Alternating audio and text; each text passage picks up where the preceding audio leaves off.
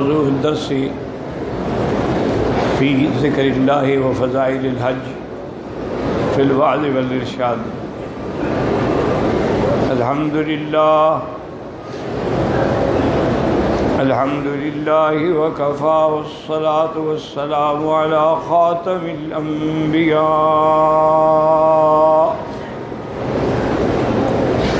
سيدنا وحبيبنا محمد المصطفى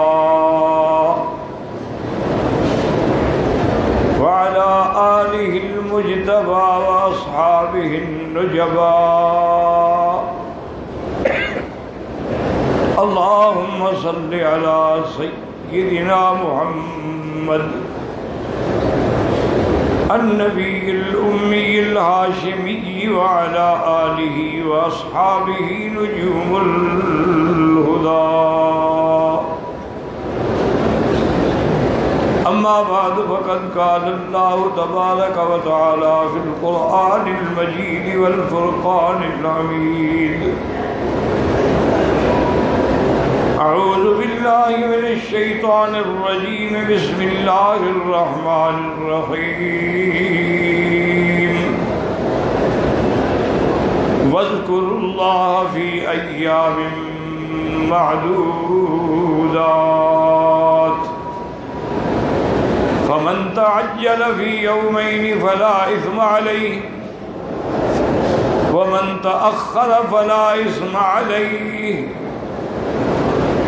قال النبي صلى الله عليه وسلم: الدنيا ملعونة إلا ذكر الله.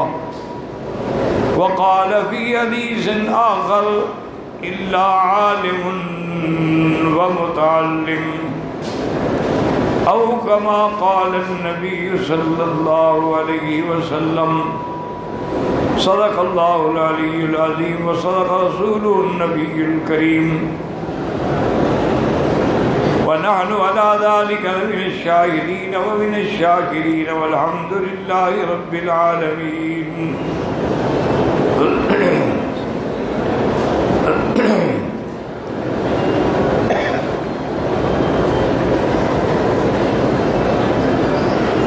اللهم صل على سيدنا محمد وعلى آل سيدنا محمد وبارك وسلم عليه.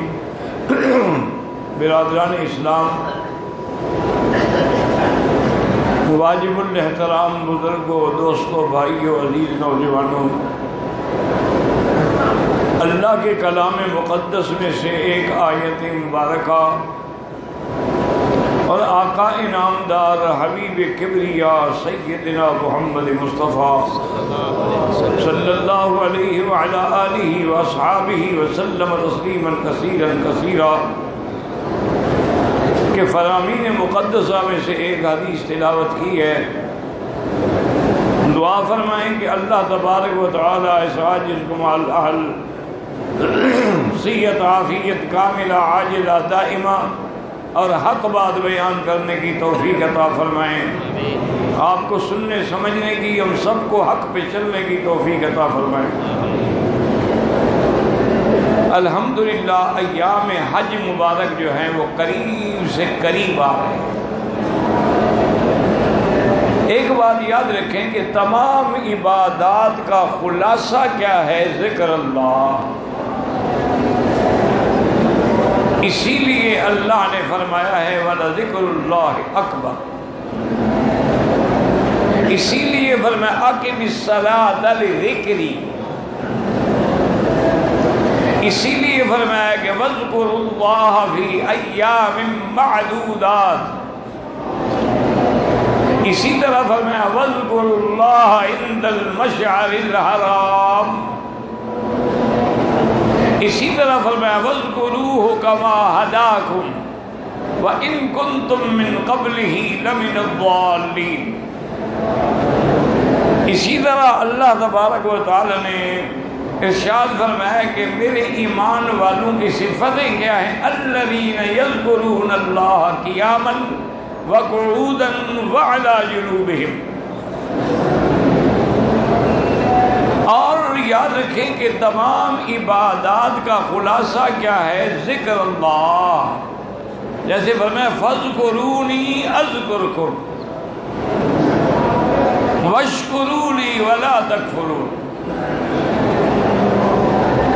تو اس لیے الحمدللہ ثم الحمدللہ. اور یہ بھی ذہن میں رکھ لیں کہ تمام عبادات کی ایک حد ہے، یعنی زندگی میں حج ایک ہے، اس کے بعد نفلی حج ہے. ایک دن میں 24 گھنٹے میں 5 نمازیں ہیں، باقی نفل ہیں.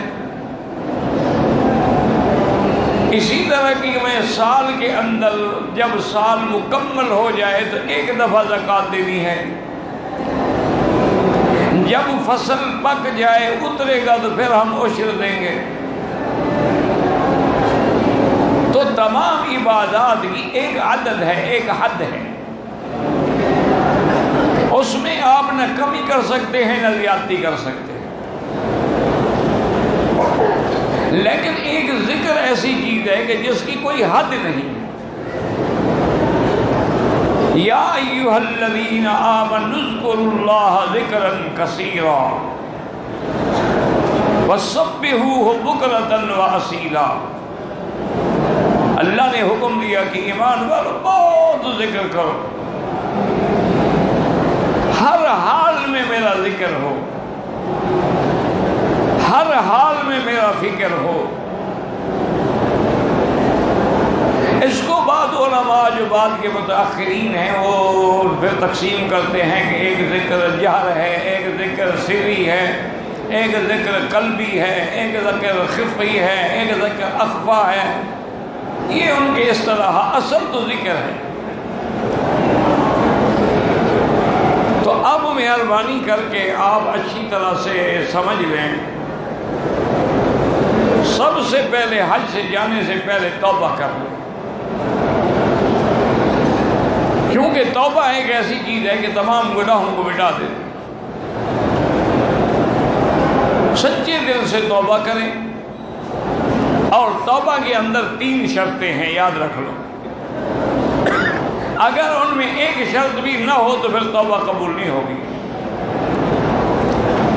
پہلی شرط تو یہ ہے کہ جس گناہ سے آپ توبہ کر رہے ہیں اس کو فوراً چھوڑ دیں. اور دوسری شرط یہ ہے کہ دل میں ندامت ہو کہ ہائے میں نے کیا کیا. اور تیسری شرط یہ ہے کہ دل میں یہ پکا عہد ہو کہ آئندہ میں کبھی یہ کام نہیں کروں گا. یہ 3 شرطیں ہوں گی تو توبہ ہو.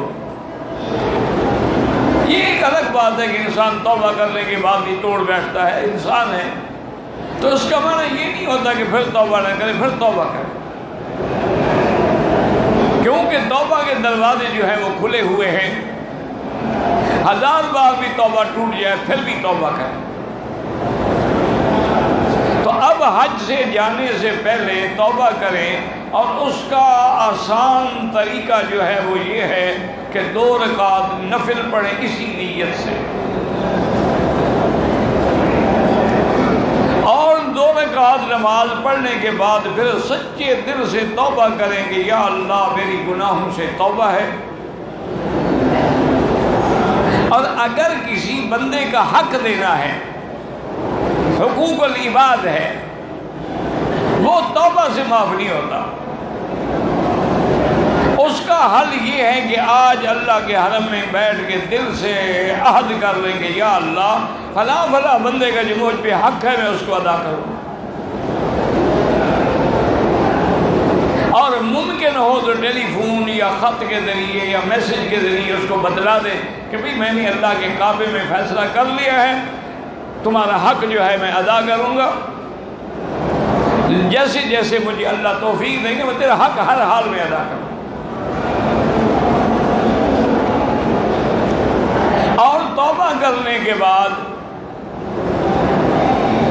آدمی اپنی ذہناً بدناً عقلاً ہر لحاظ سے تیاری کر لے حج کی. جن لوگوں نے جانور رکھنا ہے اس کے لیے افضل یہ ہے کہ آج تو جانور نہیں ہے، ہمارے کل یہ کم ہوگی انشاءاللہ، تو اس کے بعد جو ہے وہ ناخن نہ کٹائے، بال نہ کٹائے، کچھ نہ کرے، جس حالت میں ہے اب اسی حالت میں رہے، یہ افضل ہے،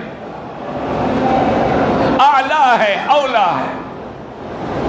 ورنہ اب جو لوگ حج کے عمرے کا احرام باندھ کے آ رہے ہیں انہیں تو سر منڈانا ہے نا۔ تو یہ پابندی جو ہے اللہ نے ہمارے لیے اس لیے رکھی ہے کہ ہم حاجی کی شکل بنا لیں۔ جیسے کہ حضور نے فرمایا کہ اگر تمہیں دعا میں رونا نہیں آتا تو رونے والی شکل تو بنا لو نا، ان لم تبکوا فتباکوا۔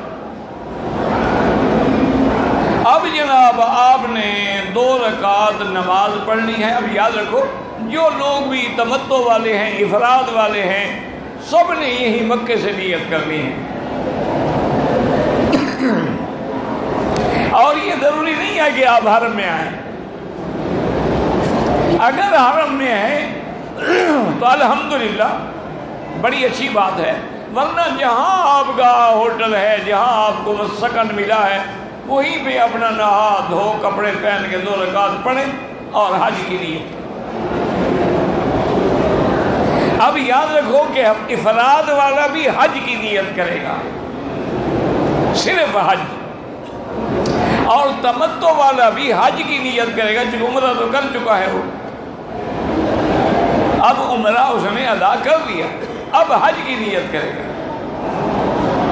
اور قران والا جو ہے وہ تو میقات سے نیت ہی کر کے آیا ہے، حج کی بھی اور عمرے کی بھی۔ اچھی طرح مسائل کو سمجھنے کی کوشش کرو، اور سب سے اچھا طریقہ یہ ہے کہ چھوٹی چھوٹی کتابیں آج کل حج کی مل جاتی ہیں، ان کتابوں کو لے کے اپنے گھر میں بیٹھ کے 1 دفعہ 2 دفعہ 10 دفعہ پڑھیں، اور جو چیز سمجھ نہ آئے وہاں نشان لگا دیں،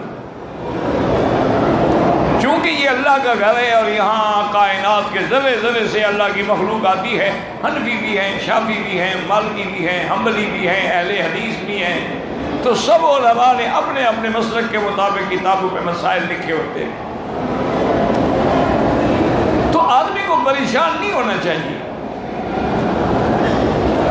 آدمی وہ کتاب لینے کے بعد کوشش یہ کرے کہ اس کی وہ کتاب اس عالم کی ہو جس کی فقہ پہ وہ ہمیشہ سے عمل کر رہا ہے،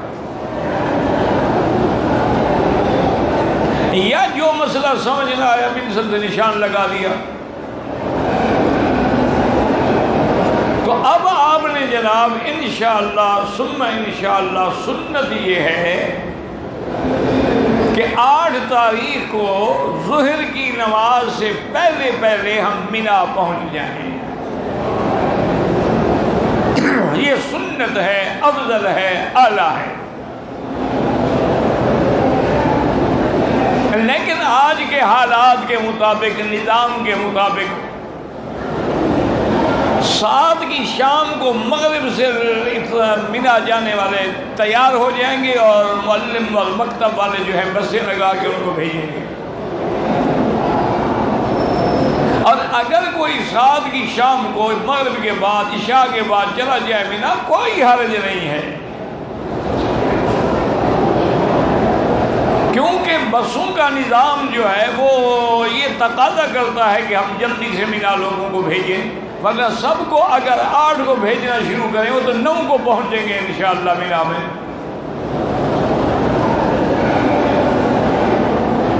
یہ سنت کے مطابق حج کرنا تو صرف اب ان کے لیے ہے جو پیدل جا سکتے ہیں، لیکن پیدل بھی وہ جائیں جو نوجوان ہیں، جو بوڑھے ہیں، عورتیں ہیں، وہ ہرگز پیدل نہ جائیں، کہ افضل عمل کرتے کرتے آدمی تنگ آ کے گالیاں دینی شروع کر دے اور حج سے بھی تنگ آ جائے، احرام سے بھی، تو کیا فائدہ ہے اسے حج کرنے کا؟ تو اگر آپ کو مکتب اپنا 7 شام کو بھیجتا ہے مینا، بالکل چلے جائیں۔ اب تو بنا بھی ایک سمجھے مکہ مکرمہ کا بالکل ملا ہوا ہے، اور وہاں حجاج کرام کے لیے جو خیمے ہیں ماشاءاللہ وہ بھی فائبر کے ہیں، اور اس میں بھی کولر لگے ہوئے ہیں، فلش سسٹم حمام ہیں، وضو کرنے کی جگہ ہیں، اور بڑا صاف ستھرا منرل واٹر تک ملتے ہیں۔ تو اس لیے کوئی فکر نہ کریں کہ وہاں کیا ہوگا، اور کوشش یہ کریں کہ سامان زیادہ نہ اٹھائیں۔ جتنا سامان کم ہوگا اتنے مزے میں رہو گے۔ ایک مثلا شال لے لیں، ایک کمبل لے لیں، ضرورت پڑے نیچے بٹھا دے، سردی ہو گئی تو اوپر پہن لینا، کیونکہ کبھی کبھی مزدلفہ میں سردی ہو جاتی ہے۔ تو اب ہم نے جب حج کی تیاری کرنی ہے، چاہے حرم سے کریں چاہے ہوٹل سے کریں، 2 رکعات جو ہیں وہ سنت الاحرام، اس کی نیت کیا ہوگی؟ سنت الاحرام۔ یہ بھی افضل ہے۔ اگر کسی نے کسی نماز کے بعد نیت کر لی وہ بھی جائز ہے۔ کسی نے مسجد میں جا کے تحیت المسجد پڑھی پھر نیت کر لی وہ بھی جائز ہے۔ اور نیت کیا ہے؟ نیت کا مقام دل ہے، دل میں ہو کہ یا اللہ میں تیرے دروازے پہ حج کے لیے آیا ہوں اور حج کا ارادہ، حج کی نیت کرتا ہوں، اور زبان سے کہے تو لبیک بحجۃ، اور کم از کم 3 دفعہ مرد ہے یا عورت ہے وہ لبیک پڑھے۔ فرق اتنا ہے کہ مرد لبیک زور سے پڑھیں گے، عورت جو ہے وہ آہستہ پڑھے گی۔ مرد جو ہے وہ 2 چادریں باندھیں گے، افضل ہے کہ سفید، اور عورت جو کپڑے پہنے ہوئے ہیں وہی اس کا احرام ہے، اس کو اور کوئی کپڑے پہننے کی ضرورت نہیں ہے۔ یا جو رومال وغیرہ باندھتی ہے وہ صرف احتیاط ہوتی ہے کہ وہ بال کھلے نہ رہیں، بال لوگوں کو نظر نہ آئے، وہ احرام نہیں ہے۔ بہت غلطی کرتی ہے کہ نماز میں وضو کر رہی ہے تو اس کے اوپر مسح کر لیتی ہے، وضو ہی نہیں ہوتا، کوئی نعوذ باللہ زخم تو نہیں ہے کہ تم نے پٹی باندھی ہوئی ہے، اس کو کھول کے مسح کرنا ہوگا، ورنہ نہ وضو ہوگا نہ نماز ہوگی۔ اور کھولے ہو میرا تو احرام کھل گیا، پتہ نہیں حج احرام میں باندھا ہوا ہوتا ہے، چادروں میں یا رومال میں۔ تو اب کم از کم جو ہے، ورنہ اصول یہ ہے کہ آپ بس میں بیٹھے تو لبیک، اترے تو لبیک، چڑھائی پہ بس چڑھے تو لبیک، اترے تو لبیک، ہر مقام پہ لبیک لبیک کی آواز ہو۔ اور یہ ترانہ اللہ کو اتنا پسند ہے کہ حضور صلی اللہ علیہ وسلم اپنے صحابہ کے ساتھ جب حج پہ آ رہے تھے تو حضور پاک جب ذوالحلیفہ سے آگے مقام بیضاء پہ آئے، تھوڑی اونچی ہے وہ جگہ، تو جبریل آئے، انہوں نے آگے کہا کہ حضور اپنے ساتھیوں کو حکم دے کہ لبیک زور زور سے پڑھیں، اللہ کو یہ ترانہ بڑا پسند ہے۔ اور یہ بھی حدیث پاک میں ہے کہ جب تم لبیک پڑھتے ہو تو جہاں تک تمہاری آواز جاتی ہے، کوئی پتھر ہے، کوئی درخت ہے، کوئی چیز ہے، سب لبیک کہتے ہیں۔ اور آج اللہ کے گھر میں بیٹھ کے بالکل ٹھنڈے دل سے، سکون سے، دماغ سے ہر بات نکالتے ہیں۔ الحمدللہ ہم مسلمان ہیں، اللہ کا شکر ہے کہ ہم دین اسلام پہ قائم ہیں، اللہ کا شکر ہے کہ اللہ نے ہمیں اپنے دروازے پہ بلایا ہے، حاضری کی توفیق بخشی ہے۔ تو اس لیے ٹھنڈے دل سے سوچیں، اگر صرف تمہیں لبیک ہی آ جائے نا، اور لبیک کا ترجمہ ہی دماغ میں بٹھا لو تو ساری زندگی انشاءاللہ شرک سے بچ جاؤ گے۔ ایک ہوتا ہے کہ آدمی رسمی طور پہ پڑھتا ہے، غور نہیں کرتا۔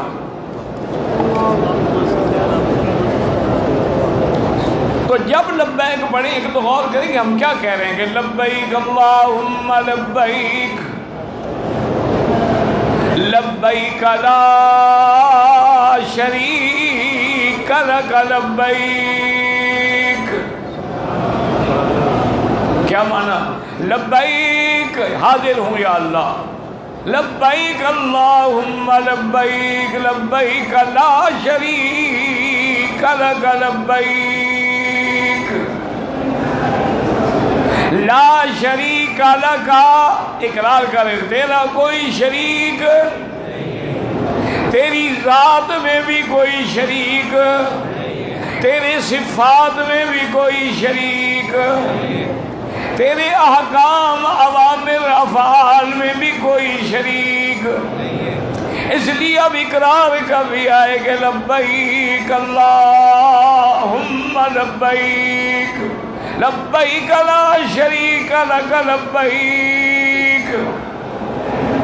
اب آگے کیا کہتی ہوں؟ ان الحمد والنعمت لک والملک لک. ان الحمد، حمد وہاں میں تعریف، ان الحمد والنعمت لک والملک، اور ملک کائنات ساری ذرہ ذرہ کس کا ہے؟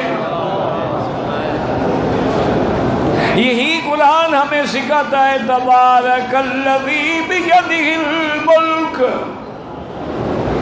یہی قرآن ہمیں سکھاتا ہے لہ ملک السماوات والارض. یہی قرآن ہمیں پڑھاتا ہے کہ قل اللہم مالک الملک تؤتی الملک من تشاء وتنزع الملک ممن تشاء. میرا مدنی اعلان کر دو کہ مالک الملک کون ہے؟ تمام کائنات کے ذرے ذرے کا مالک کون ہے؟ تو جب مالک اللہ ہے تو پھر کس سے مانگنا چاہیے؟ ہاں جی نہیں، اللہ کے حرم میں بیٹھ کے پکی بات کرو، دل میں اگر کھوٹ ہے تو پہلے توبہ کرو. بھئی جب کائنات کے ذرے ذرے کا، آسمانوں کا، زمینوں کا، تمام چیزوں کا مالک کون ہے؟ فریاد سننے والا کون ہے؟ سمیع بصیر کون ہے؟ اور مشکلات میں گھرے لوگوں کو بچانے والا کون ہے؟ لا الہ الا انت سبحانک انی کنت من الظالمین. حضرت یونس کو مچھلی سے نکالنے والا کون؟ حضرت آدم کی توبہ قبول کرنے والا کون؟ حضرت نوح علیہ السلام کو قوم کے مظالم سے بچانے والا کون؟ اور بنو اسرائیل کو فرعون کے ظلم سے نجات دلانے والا کون؟ اور یتیم مکہ حضرت محمد مصطفیٰ کو ظالم قریش کے مقابلے پہ فتح دینے والا کون؟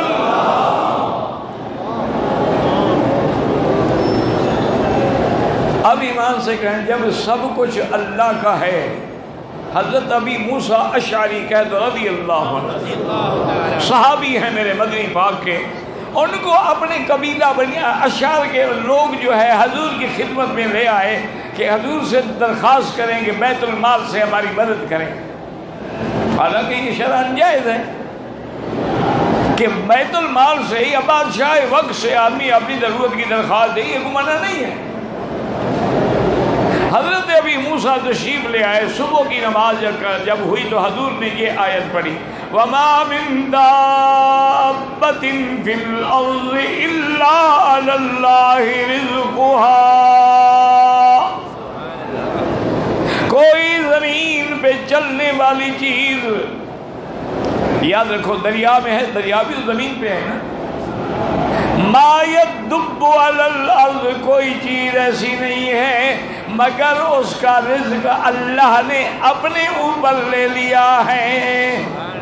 حالانکہ اللہ پہ کچھ واجب نہیں ہے، اللہ تعالیٰ پہ کوئی ذمہ داری نہیں ہے، وہ غنی ہے، وہ صمد ہے، لیکن یہ اس کا کرم ہے کہ فرمایا رزق ان کا ہمارے ذمے ہے. جب یہ آیت سنی ابی موسیٰ اشعری رضی اللہ عنہ نے، نماز ہو گئی، فارغ ہو گئے، حضور سے ملے، کوئی بات نہیں کی، قبیلے کو لے کے واپس آ گئے۔ انہوں نے کہا اللہ کے بندے جس کام کے لیے ہم لے آئے تھے آپ نے کہا بھی نہیں۔ اس نے کہا کہ جب اللہ کا وعدہ ہے کہ رزق میرے ذمے ہے پھر میں نبی سے کیوں مانگوں؟ یاد رکھو رزق کون دیتا ہے؟ اس لیے اللہ فرماتی ہے اللہ یبسط الرزق لمن یشاء ویقدر، اللہ ہے جس کا رزق بڑھا دے جس کا رزق گھٹا دے۔ اب یہ ہے ہمیشہ یاد رکھ لیں کہ اللہ کے سوا کسی غیر کو پکارنا کہ یا غوث اعظم، یا عبد القادر جیلانی شیئا للہ، یا معین الدین چشتی، یا فلان یا فلان یا فلان، یہ شرک ہے، اور شرک بھی ایسا کہ بندہ ایمان سے نکل جاتا ہے۔ جب بندہ اگر یا غوث اعظم، غوث اعظم تو اللہ کی ذات ہے، بندہ کیسے غوث بن سکتا ہے؟ یا غیاث المستغیثین اغثنا، اللہم اغثنا، یا غیاث اغثنا، یا مغیث اغثنا، یہ تو ساری اللہ کی صفتیں ہیں، بندے کو کیسے کہا جا سکتا ہے کہ یہ غوث اعظم ہے؟ اس لیے ہمیشہ یاد رکھیں یہ غلط اصطلاحات ہمارے ملک میں رائج ہو گئی ہیں کہ مرشد کو اور پیروں کو غوث اعظم، اور کوئی سیاسی لیڈر ہو تو وہ قائد اعظم۔ گو یہ مجازی لفظ ہے، مجازاً استعمال کیے جاتے ہیں، لیکن حقیقت یہی ہے کہ غوث اعظم اللہ ہے اور ہمارا قائد اعظم محمد الرسول اللہ، کہہ دو صلی اللہ علیہ وسلم۔ اب جناب دیکھیں گے جب آپ نے یہ اقرار کر دیا کہ ان الحمد والنعمت لک والملک لا شریک لک، اصل بات یاد رکھیں یہی ہے کہ آدمی اپنے عقیدے کو صحیح کر لے، ورنہ اب مکے کے کافر بھی پڑھتے تھے لبیک اللہم لبیک لبیک لا شریک لک لبیک الا شریکا تملکہ وما ملک، وہ بھی لبیک پڑھ، یا اللہ تیرا کوئی شریک نہیں ہے مگر یہ تو تیرے اپنے ہیں نا، ان کو تو نے خود بنایا ہے شریک، لیکن ان کا بھی مالک تو ہے، یہ تیرے مالک نہیں ہے۔ اور یہی آج کل ہمارے مسلمان بھائی کو دھوکا ہے کہ جی یہ تو اللہ کے پیارے ہیں، یہ تو اس کے اپنے ہیں، یہ تو اس کے محبوب ہیں، انہوں نے تو اس کے نام پہ اپنی زندگی فنا کر دی ہے، ان کو تو شریک بنانے، شریک تو بتوں کو بنانے سے منع کیا گیا ہے۔ مکے والے مشرک جو تھے وہ بتوں کو شریک بنا، ہم تو بتوں کو شریک نہیں بناتے، لیکن ٹھنڈے دل سے کوئی بہانہ بازی نہیں ہے۔ حضرت عیسیٰ علیہ السلام کو جنہوں نے اللہ کا شریک بنایا، الہ مانا، خدا کا بیٹا کہا، ثالث الثلاثہ کہا، آپ کا عقیدہ کیا ہے؟ وہ مسلمان ہے یا کافر ہے؟ اسی لیے قرآن نے کہا کہ قیامت کا دن ہوگا، ساری مخلوق اللہ کے میدان محشر میں جمع ہوگی، اور اللہ اپنی عظمت و جلال کے لیے اور دنیا کو دکھلانے کے لیے کہ عیسیٰ علیہ السلام کے پجاریوں، عیسیٰ کو خدا کہنے والوں، آؤ دیکھو اور سنو، اور اللہ فرمائے کہ اذ قال اللہ یا عیسیٰ ابن مریم اَأَنْتَ قُلْتَ لِلنَّاسِ اتَّخِذُونِي وَأُمِّيَ إِلَٰهَيْنِ مِن دُونِ اللَّهِ، عیسیٰ علیہ السلام تم نے یہ کہا تھا لوگوں کو کہ میں بھی اور میری ماں بھی خدا ہے۔ اب یہاں تو بت نہیں، عیسیٰ علیہ السلام تو بت کا نام نہیں ہے۔ وَقَالَتِ الْيَهُودُ عُزَيْرٌ ابْنُ اللَّهِ، اب عزیر تو بت نہیں ہے، اس لیے یہ دھوکہ ہے۔ اللہ کے سوا کسی کو بھی اسی لیے قرآن کہتے ہیں وَمَنْ أَضَلُّ مِمَّن يَدْعُو مِن دُونِ اللَّهِ، اس سے بڑا گمراہ کون ہے جو اللہ کے سوا کسی کو پکارے؟ اسی لیے یاد رکھ لیں علماء نے کیوں پابندی لگائی ہے، تاکہ تم شرک کی وادی میں نہ کھو جاؤ کہ مسجدوں پہ ایک طرف لکھو یا اللہ اور دوسری طرف لکھو یا رسول اللہ، تو آپ نے تو دونوں کو حرف ندا سے ملا دیا۔ حرف ندا جو ہے، ندا ہے، استغاثہ ہے، منت ہے، منوتی ہے، نظر ہے، نیاز ہے، وہ کس کے لیے ہے؟ اس لیے اگر حضور کے نام سے محبت ہے تو لکھو محمد الرسول اللہ۔ وہ آپ کو حضور کے نام سے نہیں یا سے منع کرتے ہیں کہ یا حرف ندا ہے، کہ ہر مسلمان کیا کہتے ہیں یا اللہ، یا رحمان، یا رحیم، یا ستار، یا غفار۔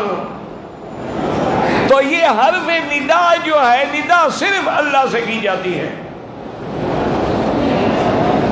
جس حال میں بھی ہو صرف اللہ کو پکارا جاتا ہے۔ اب جناب انشاءاللہ ثم انشاءاللہ آپ نے توبہ بھی کر لی، آپ نے 2 رکعت سنت الاحرام بھی پڑھ لی، احرام بھی باندھ لیا، لیکن ایک مسئلہ سمجھ لیں، احرام کی حالت میں پیٹی باندھنا، گلے میں تھیلا لٹکانا، اینک لگانا، چھتری پکڑنا، ہاتھ میں گھڑی پہنے سب جائز ہے،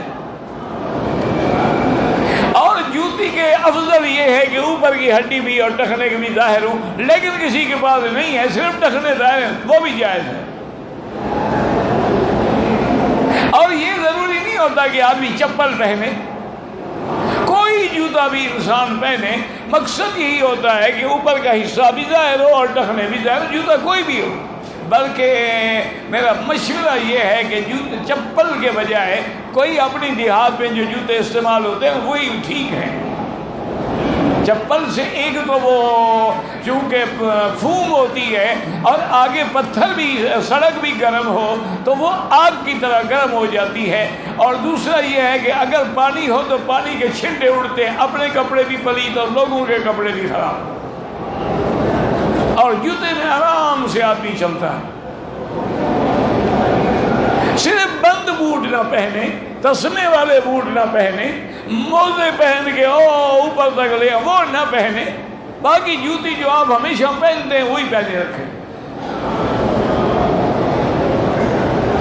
اب جناب انشاءاللہ ثم انشاءاللہ 8 تاریخ کو ہم اللہ کی رحمت سے اگر پہلے چلے گئے کوئی حرج نہیں، ہم منا جائیں گے، اور سنت یہ ہے کہ مینا کے اندر جو ہے ظہر، عصر، مغرب، عشاء کی نماز اور فجر کی نماز مینا میں پڑھی جائے۔ لیکن اگر کوئی آدمی پہلے چلا گیا یا وہ 8 تاریخ کو بھی عصر کے بعد گیا، مغرب کے بعد گیا، عشاء کے بعد، سب جائز ہے، کوئی منع نہیں ہے۔ دین آسان ہے، اس میں کوئی مشکلات نہیں ہیں۔ اب صبح کی نماز جو ہے وہ مینا پہ پڑھیں، جب سورج نکلے اور تھوڑی تھوڑی دھوپ مینا کے پہاڑوں پہ پڑنی شروع ہو، اب وہ جناب عرفات کے لیے روانہ ہو۔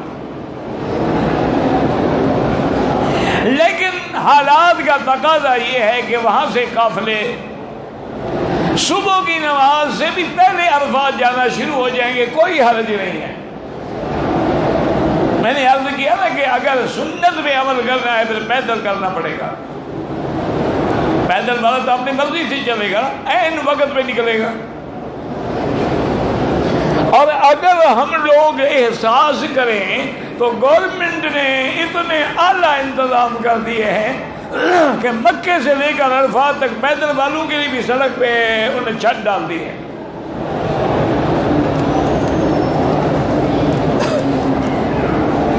اور ہر جگہ پانی ہے، حمام ہے، وضو کی جگہ ہے، فروٹ ہے، ہر چیز موجود ہے۔ اب 9 تاریخ کو انشاءاللہ دعا کریں اللہ ہم سب کو اور تمام آنے والوں کو عرفات نصیب فرما دے اور سب کے لیے حج آسان فرما دے۔ اسی لیے سب دیکھیں نا نیات میں بھی علماء نے یہی لکھا ہے ارید الحج فیسرہ لی، اللہ آسان فرما، اللہ قبول فرما۔ اب جب عرفات میں آپ پہنچ گئے انشاءاللہ کوشش تو یہ کریں کہ آپ نماز بڑی مسجد میں پڑھیں، امام وقت کے پیچھے پڑھیں، لیکن اگر نہ پہنچ سکے تو ہر کیمپ میں جماعتیں ہوں گی، کوئی فکر نہ کریں، چونکہ ایک ایک کیمپ اور ایک ایک مکتب جو ہے کم از کم 5000 آدمی کا ہے۔ تو اب 5000 آدمی یہ تو نہیں کہ وہ عالم نہیں ہوں گے، علماء نہیں ہوں گے، مفتی نہیں ہوں گے، سب الحمدللہ ہوتے ہیں، جماعتیں ہوتی ہیں، سب کچھ ہوتا۔ لیکن اگر اللہ توفیق دے کہ آپ مسجد پہنچ سکتے ہیں تو پہنچ جائیں، لیکن یاد رکھیں ایسا نہ ہو کہ پھر واپس خیمے میں بھی نہ آ سکیں۔ اور اپنے کارڈ جو ہیں وہ محفوظ رکھیں، خاص طور پہ عورتیں، اس میں باقاعدہ لکھا ہوتا ہے کہ عرفات میں فلاں روڈ ہے، روڈ نمبر یہ ہے اور خیمہ نمبر یہ ہے اور مکتب نمبر یہ ہے، اور ہر آدمی اپنے پیسے جیب میں رکھے، عورتیں بھی اپنی جیب میں پیسے رکھیں۔ انسان ہے بچھڑ گیا تو پھر وہ کہاں سے کھائے، کہاں سے پانی، لوگوں سے سوال کرے۔ اور گھبرانے کی کوئی ضرورت نہیں ہوتا، کوئی اگر بھول بھی جائے تو وہاں باقاعدہ اسکاؤٹ ہیں، باقاعدہ پولیس ہے، وہ نقشے لے کے کھڑے ہیں، آپ ان کو بتا دیں کہ مکتب نمبر فلاں، 1 منٹ میں پہنچا دیتے۔ اب آپ کو مکتب کا نمبر بھی نہ آئے، معلم کا نام بھی نہ آئے، روڈ نمبر بھی نہ آئے، تو آپ کو کہاں پہنچائے؟ تو ان چیزوں کی احتیاط کریں۔ عرفات کے میدان میں پہنچنے کے بعد یہ خاص احتیاط کریں کہ مسجد جو ہے عرفات میں، اس کا جو غربی حصہ ہے وہ عرفات کی حد سے خارج ہے۔ اگر وہاں نماز میں چلے گئے کہ نماز پڑھ کے فوراً حدود میں آ جائیں، اور حدود ہر طرف سے لکھے ہوئے ہیں کہ عرفات عرفات عرفات، بدایہ عرفات، نہایہ عرفات، کوئی آدمی کے گم ہونے کا امکان ہی نہیں۔ اگر خدا نہ خواستہ نہ پتہ لگے، کسی سے پوچھو کہ بھی ہم عرفات میں ہیں۔ اور ایک بات یاد رکھیں کہ جتنے مکتب ہیں، چاہے 100 ہے یا 200 ہے، وہ تو گورنمنٹ کا نظام ہی ایسا ہے کہ وہ عرفات کے حدود کے باہر اپنے خیمے لگا ہی نہیں سکتے، وہ تو سب عرفات میں ہیں۔ اور عرفات کے میدان میں یاد رکھ لیں، کوشش کریں کہ 100 دفعہ سورۃ اخلاص یعنی قل هو اللہ احد، 100 دفعہ درود ابراہیمی، 100 دفعہ استغفار، اور سب سے افضل دعا ہے لا الہ الا اللہ وحدہ لا شریک لہ، لہ الملک ولہ الحمد یحیی ویمیت وہو علی کل شیء قدیر۔ بلکہ صحیح حدیث میں ہے، حضور نے فرمایا کہ سب سے افضل کلمہ جو میں نے پڑھا ہے اور مجھ سے پہلے تمام پیغمبروں نے پڑھا ہے وہ یہی ہے لا الہ۔ آپ بھی ایک دفعہ پڑھ لیں، لا الہ الا اللہ وحدہ لا شریک لہ، لہ الملک ولہ الحمد یحیی ویمیت وہو علی کل شیء قدیر۔ جب آپ جا رہے تھے تو اللہ نے کیا پڑھوایا؟ لبیک اللہم لبیک لبیک لا شریک لک لبیک ان الحمد والنعمت لک والملک لا شریک لک۔ اب عرفات میں آئے ہو تو کیا حکم ہے؟ پڑھو لا الہ الا اللہ وحدہ لا لہ الملک ولہ الحمد یحیی ویمیت وہو علی کل شیء قدیر۔ تو ہر جگہ سبق کیا ہے کہ لا شریک لہ، اس کا کوئی شریک نہیں۔ ہمارا تو حال یہ ہے کہ یہاں آتے ہیں تو کہتے او جی بس ہم کہاں اس قابل تھے، حضرت مرشد کی مہربانی سے آئے ہیں۔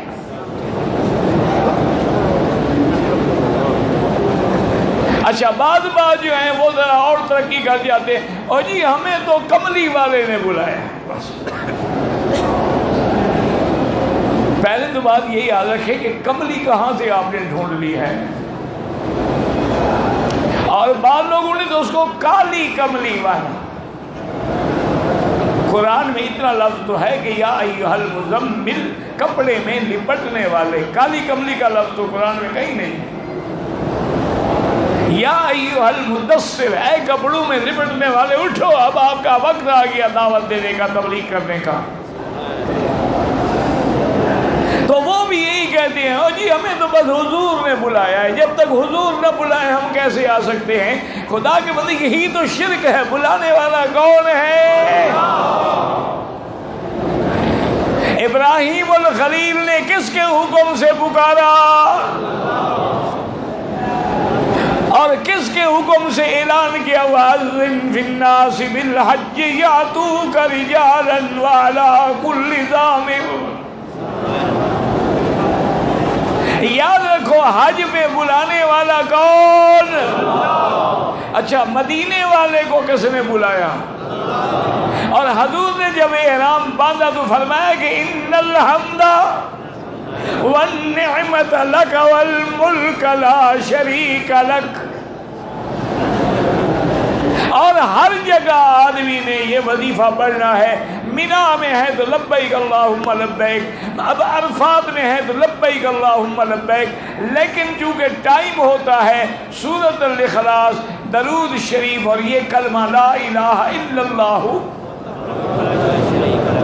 اور اسی طرح ایک تسبیح لا الہ الا انت سبحانک انی کنت من الظالمین، اور اسی طرح ایک تسبیح استغفار استغفر اللہ الذی لا الہ الا هو الحی القیوم واتوب الیہ۔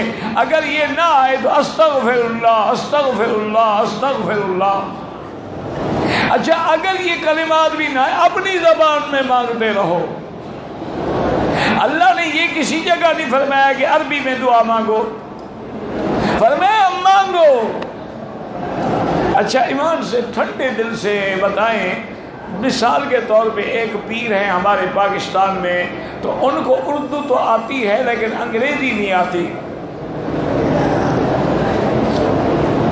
ایک پیر بنگلہ دیش میں، اس کو بنگالی تو آتی ہے، اردو نہیں آتی۔ ایک پیر ہمارے یورپ میں ہے، اس کو انگریزی تو آتی ہے، عربی نہیں آتی۔ ایک پیر عرب کا ہے، اس کو عربی تو آتی ہے، اس کو آپ کی سرائکی اور آپ کی اپنی پشتو نہیں آتی، تو پھر اس کے لیے مترجم بلائیں گے۔ یہ تو اسی کی شان ہے نا کہ جس زبان میں بھی پکارو وہ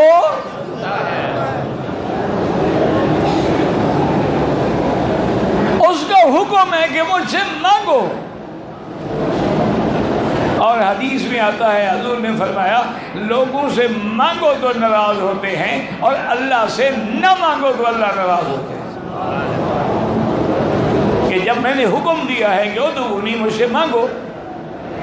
اچھا یہ نہیں کہ فرمایا کہ فاذکرونی اذکرکم، تم مجھے یاد کرو میں تمہیں۔ بات سنو، یاد کرنے کا معنی یہ نہیں کہ ہم کہیں گے یا اللہ تو اللہ کہیں گے ہاں یا مکی کیا کہتے ہو، یہ نہیں ہے معنی، یہ لوگوں کو دھوکا لگتا ہے۔ ہم اللہ کو یاد کریں گے، اللہ فرماتے میں یا کیا مانا، میں تمہاری وہ حاجت پوری کر دوں گا، جو مانگو گے وہ تمہیں دے دوں گا۔ اب 9 تاریخ کا سارا دن جو ہے ہم نے کہاں رہنا ہے؟ ہاں جی، اچھا مغرب سے پہلے عرفات سے نکلنا جائز ہے؟ ہاں جی، اچھا مغرب کی نماز عرفات کے میدان میں پڑھنا جائز ہے؟ بھائی نماز ہے، اللہ کا کام ہے، اگر ہم پڑھ لیں تو پھر مگر کیا ہوگا؟ کہ جیسے ہماری برادری کہتی ہے نا کہ اگر ہم میلاد مناتے ہیں تو مگر وہابیوں کو کیوں تکلیف ہوتی ہے؟ اگر ہم اذان سے پہلے صلاۃ السلام پڑھتے ہیں تو مگر ان کو کیوں تکلیف ہوتی ہے؟ اگر ہم جمعہ کے دن کھڑے ہو کے حضور پر صلاۃ السلام پڑھتے ہیں تو مگر یہ اگر مگر دین نہیں ہوتا۔ اب نماز اللہ کی ہے، عبادت اللہ کی ہے، لیکن الفاظ میں پڑھنا ناجائز ہے کہ جو حضور پاک نے الفاظ کے بجائے کہاں پڑھی ہے؟ یاد رکھو کہاں پڑھی؟ تو اگر حضور کا حکم نہ ہو تو نماز خدا کی پڑھنا بھی منع ہے، تو ہم میلاد کیسے منا لیں؟ یا تو ہمیں حکم دکھائے نا، حضور نے حکم دیا کہ میرے بعد میلاد بنانا، اور منانا بھی باقاعدہ کیک بنا کے اور باقاعدہ شمع جلا کے، اور اس کے بعد پھر جلوس نکالنا، اور آگے چلنے والا پیر صاحب یا مولوی صاحب وہ جلوس حضور کا جا رہا ہے۔ انا للہ و انا الیہ راجعون۔ اللہ اکبر، اللہ اکبر۔ اب جناب الفاظ کے میدان میں ہم مغرب کی نماز نہیں پڑھیں گے، وہاں سے کہاں چلیں گے؟ فَإِذَا أَفَضْتُم مِّنْ عَرَفَاتٍ فَاذْكُرُوا اللَّهَ عِندَ الْمَشْعَرِ الْحَرَامِ۔ اب جب عرفات سے چلو گے تو یاد رکھیں کہ سارے راستے میں آپ اللہ کا ذکر کرتے رہیں، باوضو رہیں، اور کھانے پینے پہ زیادہ نہ ٹوٹ پڑے۔ کھانے پینے سے پھر آدمی کو حمام جانے کی ضرورت ہوتی ہے، ویسے آج کل تو وہاں حمام اتنے ہیں کہ مزدلفہ میں بھی فرض سسٹم حمام ہے، لیڈیز الگ ہیں، جینٹس الگ ہیں۔ تو آپ نے آنا ہے مزدلفہ میں، آنے ہوئے آپ نے کون کون سی نمازیں پڑھنی ہیں؟ ہاں جی، پہلے کون سی پڑھنی ہے؟ اس کے بعد اچھا مغرب کی اور عشاء کی دونوں نمازیں اکٹھی پڑھیں گے، اذانیں دو ہوں گی یا ایک؟ تکبیر اذانیں دو ہوں گی، ایک ہوگی۔ اچھا مغرب پڑھ کے کوئی سنت نفل کچھ نہ پڑھیں، فوراً تکبیر کہے گی عشاء کی نماز پڑھیں۔ اچھا اس کے بعد جو ہے آپ جو مرضی آئے پڑھتے رہیں، لیکن سنت یہ بھی ہے کہ مزدلفہ میں آدمی رات کو تھوڑا آرام کر لے، کہ یہی ایک رات ہے جس میں حضور پاک نے تہجد نہیں پڑھی۔ ساری زندگی حضور نے تہجد نہیں چھوڑی، لیکن یہ ایک رات ہے جہاں تہجد نہیں پڑھی۔ وجہ کیا تھی؟ کہ حضور نے اپنی امت پہ شفقت کی کہ 10 تاریخ کو بہت کام ہے، لہذا آرام کر لیں۔ رات ہم کہاں گزاریں گے؟ اچھا جو بغیر عذر کے رات کو نکل گیا، صبح کی نماز سے پہلے مزدلفہ سے نکل گیا، دم واجب ہو جائے گا۔ اگر عذر ہے، بیمار ہے، معذور ہے، عورتیں ہیں، بچے ہیں، ڈپٹی والے لوگ ہیں، حرم کے مزدور ہیں، ان کو اجازت ہے کہ رات کے 12 بجے کے بعد وہ مزدلفہ سے چل سکتے ہیں، اور ان کے لیے بڑا آرام ہے کہ 12 بجے رات کو نکلیں گے، صبح کے قریب مینا پہنچ جائیں گے، مینا میں نماز پڑھیں، قریب ماریں اور سیدھا مکہ۔ اور ڈیوٹی والے جو ہیں ان کو تو چاہیے وہ موٹروں کا، گاڑیوں کا انتظار نہ کریں، پیدل چل پڑیں، اپنی ڈیوٹی پہ بھی پہنچ جائیں گے۔ تو اب انشاءاللہ 10 کی رات ہم کہاں گزاریں گے؟ زندگی باقی انشاءاللہ تو بات باقی، ابھی جو مسائل آپ کے آئے ہوتے ہیں ان کو بھی بہرحال بیان کرنا ہوتا ہے۔